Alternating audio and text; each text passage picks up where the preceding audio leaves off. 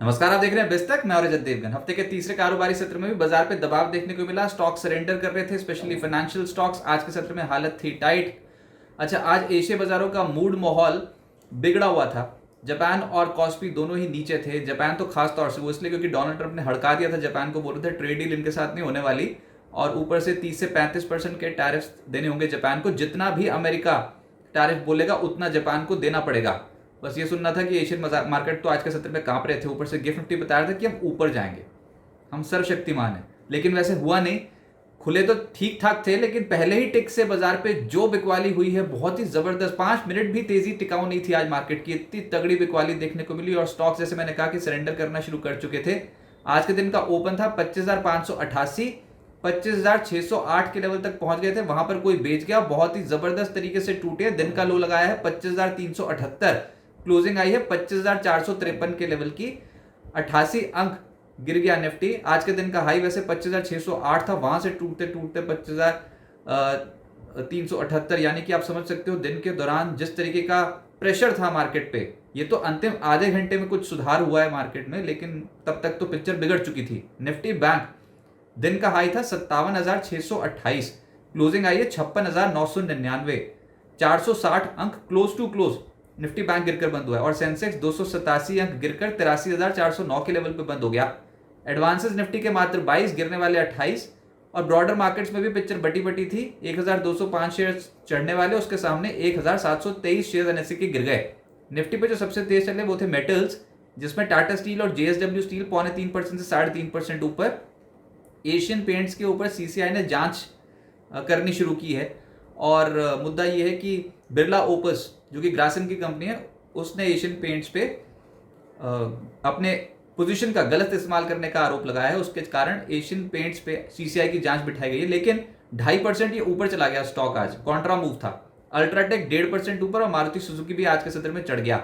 Nifty losers में Shriram finance, HDFC life 2.5% से 0.3% नीचे आ गए। फाइनेंशियल्स का तो बैंड ही बजा हुआ था। निफ्टी के टॉप 4 लूजर्स जो है वो फाइनेंशियल्स ही हैं। इंडसइंड बैंक, बजाज फिनसर्व 2% से 2.5% नीचे। इसके अलावा एलएनटी भी सरेंडर कर गया 2%।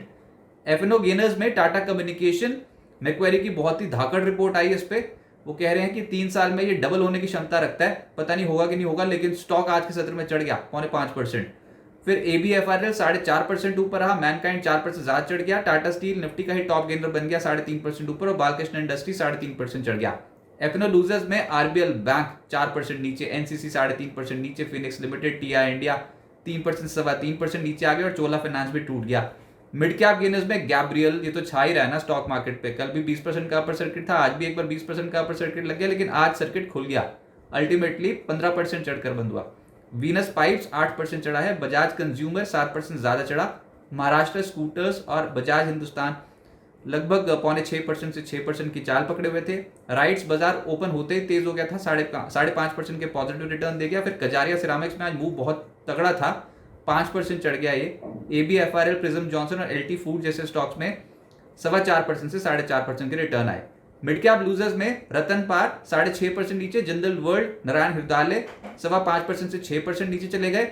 hyundai का स्टॉक पोस्ट ऑटो नंबर्स जो इन्होंने जून के दर्ज किए, उसके बाद ये स्टॉक टूटा है 5% से ज्यादा। Redington, Kirloskar brothers, Hg infra 4.25% से 5% ढीले हो गए। गोदरेज इंडस्ट्रीज, आरबीएल बैंक और ईएमबीडीएल 4% के करीब टूट गए। सेक्टर बाजार को पसंद आया मेटल्स, एकाएक चल गए ये stock. Tata steel, steel authority, Welspun Corp, JSW steel, JSPL सब हरे निशान में बंद हुए और तगड़े रिटर्न्स के साथ गिरते बाजार में 0.3% से 3.5% ऊपर। फिर फार्मा स्टॉक्स का दिन था, जिसमें मैनकाइंड लीड कर रहा था 4.25%, ऑरबिंदो फार्मा 2%, फोर्टिस, बायोकॉन और एबॉट इनमें 2% से 2% के रिटर्न आए। कंज्यूमर ड्यूरेबल्स में जो भी इस इंडेक्स का हिस्सा है वो कंपनियां चढ़ी हैं। सबसे ऊपर तो कजारिया ही है 5% ज्यादा तेज। फिर पीजी इलेक्ट्रोप्लास्ट 3% ऊपर, ब्लू स्टार 3% ऊपर, डिक्सन 3% चढ़ गया। कल्याण कुंज, अंबर जैसे स्टॉक्स में हरे निशान की क्लोजिंग है। अंबर लगातार 2 ट्रेडिंग सेशन, बहुत ही धाकड़ मूव है। ऑटोज में बालकृष्ण इंडस्ट्रीज आज लीड कर रहा था 3.5% ऊपर। आज टायर स्टॉक्स में अच्छा मूव देखने को मिला। एमआरएफ भी 2% ऊपर था। इसके अलावा भारत फोर्ज और मारुति हरे निशान की क्लोजिंग देगी, लेकिन जो गिरा है वो है ट्यूब इन्वेस्टमेंट 3.25% नीचे। Financials, PSU banks, private banks, इनमें आज प्रॉफिट बुकिंग तगड़ी देखने को मिली है। फाइनेंशियल्स में Shriram Finance, Chola Finance, HDFC Life, Bajaj Finserv, SBI Card 2% से 3% का क्रैक था। फिर सरकारी बैंक्स में bank of Maharashtra, bank of Baroda, bank of India, central bank, Canara bank, SBI सब टूट गए 1% से 2.25%। प्राइवेट बैंक्स में आरबीएल बैंक 4% नीचे, इंडसइंड बैंक 2.5% नीचे, एचडीएफसी बैंक का दबाव था आज 1.25% नीचे चला गया। फिर कोटक और फेडरल बैंक में भी आज मुनाफा वसूली देखने को मिली। रियल एस्टेट में रेमंड रियल्टी 5% नीचे, ब्रिगेड 3% नीचे, फिनिक्स लिमिटेड, प्रेस्टीज, अनंतराज और डीएलएफ 1.5% से 3% नीचे चले गए। तो ज्यादातर तो आज पिटाई हुई है स्टॉक्स की, लेकिन मैं फिर कहूंगा बाजार जाते जाते थोड़ा लोअर लेवल से रिकवर हुआ है, उम्मीद नहीं छोड़नी चाहिए।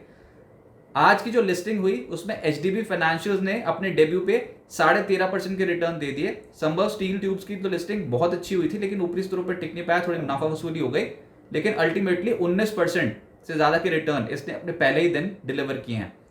अब आगे क्या होगा देखिए, जो भी होगा वो डोनाल्ड ट्रंप की स्टेटमेंट्स पर निर्भर करेगा। जी हाँ, डोनाल्ड ट्रंप की स्टेटमेंट्स ही बाजार का मूड तय करेंगी। और मैं फिर बता रहा हूं कि ये ना रोज रोज अपनी स्टेटमेंट्स बदलेंगे। अब जैसे आज जापान को हड़का दिया था तो जापानीज मार्केट कैसे कांप रहे थे आज के सत्र में। उन्होंने बोला है कि जापान को टैक्स जो भी अमेरिका तय करेगा वो देना होगा। 30 से 35% का टैक्स लगेगा जापान के ऊपर। जापान के साथ अब ट्रेड डील जो होनी थी उसके ऊपर अब उन्हें संदेह है। और टैरिफ डेडलाइन, सबसे बड़ी बात ये थी कि 9 जुलाई से आगे वो बढ़ाना नहीं चाहते हैं, तो ये सबसे बड़ी बात थी। अब इंडिया के साथ टैरिफ्स तो ठीक है, वो डेडलाइन अपनी जगह ठीक है, लेकिन उस समय अमेरिका ये कह रहा है कि भारत के साथ ट्रेड डील होना संभव है, इंडिया के साथ ट्रेड डील हो सकती है। और ये एक स्पेशल केस है और एक अलग तरीके से होगी इंडिया के साथ ट्रेड डील। पता नहीं कौन सा तरीका है उनके जहन में, लेकिन चलो ये ट्रेड डील हो जाती है तो एक पॉजिटिव ट्रिगर हो जाएगा। पर बाजार ना बहुत स्ट्रॉन्ग स्ट्रेच के बाद इन लेवल्स पे आके ट्रेडर्स वाकई बहुत कॉशियस हो गए हैं। इतने ह्यूज गेन्स मिले ना 22,000 से दौड़ते दौड़ते अब आप जब 25,450 के करीब हो, तो बहुत स्ट्रॉन्ग गेन्स हैं और इसको पचा रहा है मार्केट, और वो भी रिजल्ट सीजन से पहले। तो बहुत एबनॉर्मल खरीदारी की उम्मीद तो है भी नहीं अभी। ऊपरी स्तरों पे मुनाफा वसूली दिखती है, खासतौर से मिड कैप स्टॉक्स में। निफ्टी अब भी एक रेंज में फंसा है और कल वीकली एक्सपायरी है। आज अंतिम सत्र में बार बार कह रहा हूँ कि लोअर लेवल से जाके एक बार रिकवरी जरूर कर दी मार्केट ने।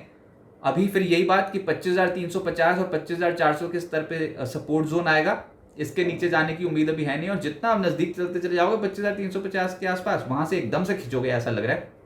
और हायर साइड पे 25,550 और आज का जो हाई लेवल है 25,600, उस जोन 25,608 था वैसे, उस जोन के आसपास बहुत तगड़ा रेजिस्टेंस। अगर तो देखो 25,600 25,610 के लेवल के ऊपर जाके टिक गए कल, तो समझना बाजार में बहुत गदर हो जाएगा, लेकिन उसकी प्रोबेबिलिटी है नहीं, अभी वैसा होने नहीं वाला, क्योंकि ऑप्शन राइटिंग बहुत ज्यादा देखने को मिल रही है। 25,500 की कॉल में लगभग 1.54 करोड़ शेयर्स और 25,600 की कॉल में लगभग 1.73 करोड़ शेयर्स खड़े हैं। ह्यूज कॉल राइटिंग है, लेकिन अंतिम आधे घंटे का खेल आज थोड़ा ऐसा सपोर्ट प्रोवाइड कर रहा है ना कि ये मूव कॉन्ट्रा हो सकता है। और अगर खिंचे तो आप स्ट्रेट अवे फिर 25,550 और 25,600 के जोन्स पे जाके सुबह टच कर सकते हो। उसके ऊपर जाते हैं कि नहीं वो अलग किस्सा है, लेकिन अभी तो ये रेजिस्टेंस के तौर पे ही देखें आप। मोटी मोटी बात ये है कि बाजार दो तरफा चाल दिखा रहा है। जैसे आपको लगेगा गए वहीं से आएगी खरीदारी, और जहां से आपको लगेगा कि भैया ओवर कॉन्फिडेंट होने वाली बात है तो वहां से आ जाएगी बिकवाली। इसलिए कह रहा हूं कि डिप्स में ऐड करते चलें पोजीशंस, वो बात ठीक है, और कंट्रोल में रखें अपनी पोजीशंस। अगर ट्रेड डील हो गई भारत के साथ, जो कि संभव है, ट्रंप खुद बोल रहे हैं, तो वो एक बूस्टर डोज होगा, बाजार फिर दौड़ लगाने के लिए तैयार हो जाएगा। लेकिन हमें नहीं पता कि ट्रंप अपनी स्टेटमेंट कब बदल दें। और ऊपर से जो सबसे बड़ा ट्रिगर बाजार के पास है वो Q1 रिजल्ट सीजन का ही है, वो बिल्डअप देखने को मिलेगा। तो स्टॉक्स यूजुअली सरेंडर नहीं करेंगे। अच्छी क्वालिटी के स्टॉक्स जहां पर रिजल्ट्स अच्छे रहने वाले होंगे, उस उम्मीद में बाजार में लोअर लेवल्स पे खरीदारी डेफिनेटली देखने को मिलेगी। तो बाय ऑन डिप्स की मार्केट बनेगी, लेकिन ये एक ऐसा चक्रव्यूह बाजार ने बनाया है जिसमें उछल कूद के कोई फायदा नहीं है। ब्रेकआउट स्ट्रक्चर्स फेल होंगे, और लोअर लेवल्स पे जब भी स्टॉक आए अच्छी क्वालिटी का स्टॉक, तो डिप्स में ऐड करना चाहिए।